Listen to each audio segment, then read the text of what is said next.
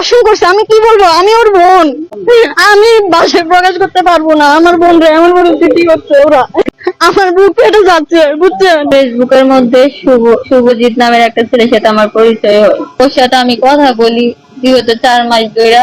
এই 4 মাসের মধ্যে ও আমাকে বলছে কি একটা টেলিগ্রাম খোলার জন্য, ফেসবুকের মধ্যে একটা লিঙ্ক দিছিল।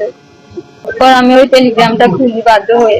ওই টেলিগ্রামটা খুলি, চাপ দিয়ে দেখি যে ওই টেলিগ্রামের মধ্যে আরো ছেলে আছে ওইখানে। ফেসবুকের মধ্যে লিঙ্ক দেওয়ার পর আমি বলছি যে এটা কি, ও বলছে কি এটা টেলিগ্রাম খোলার জন্য। পর আমি ওইখানে খুলি নাই বিদায় ও আমাকে বলছে কি আমার ছবিগুলো ফেসবুকের মধ্যে খারাপ কিছু করে ছেড়ে দিল।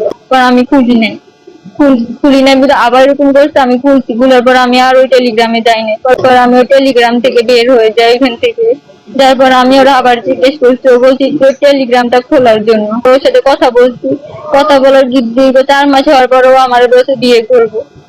পর আমার বাড়ি থেকে যা টাকা পয়সা স্বর্ণ গয়না যা আছে ওগুলো নিয়ে বের হয়ে যেত। ও আমাদের মাইজি বাজার আসছে, মাইজি বাজারে এসে আমাকে নিয়ে গেছে। বাড়ি থেকে বের হওয়ার সময় আমার বড় আপুর স্বর্ণ গয়না 3 ভরি নিয়ে গেছি। আর আমার আম্মুর 1.5 লাখ টাকা ছিল, 1.5 লাখ টাকা নিয়ে আমি বের হয়ে গেছি। যাওয়ার পর ও আমাকে নিয়ে ঢাকা যাত্রা বাড়ি গেছে। যাওয়ার পর আমার পানির পিপাসা পাইছিল, আমি পানি খাবো। ওর থেকে আমি পানি চাইছিলাম, ওই পানিটা অদ্ভুত কালার ছিল, আমি খাইছিলাম। খাওয়ার পর আমার ঘুম পাইতেছিল, আমি ঘুমাই গেছি। ঘুমানোর পর আমি জিজ্ঞেস করছিলাম যে এটা কোন জায়গা। একটা ফ্ল্যাটের ভিতরে যখন আমার জ্ঞান আছে তখন দেখি যে একটা ফ্ল্যাটের ভিতরে আমি জিজ্ঞেস করছিলাম এটা কি, এটা কোন জায়গা। ও আমার বলছে, রাগ করে একটা থাপ্পড় দিয়ে বলছে কি এটাও ভাড়া নিছে।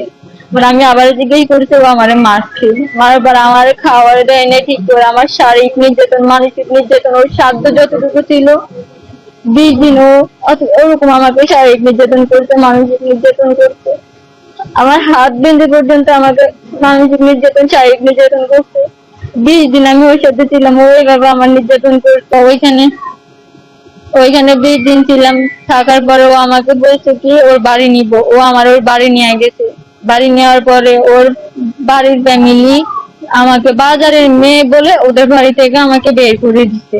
আমি চাই না আরো 10টা মেয়ের সাথে ওইটা না ওটা করুক। আমি ওর বিচার চাইতেছি। আর আমার টাকা পয়সা যা নিছে ওইগুলো যেন দিয়ে দেয়। আমি গোড়া পরিশ্রমে 5 ডিগ্রি মাদ্রাসা।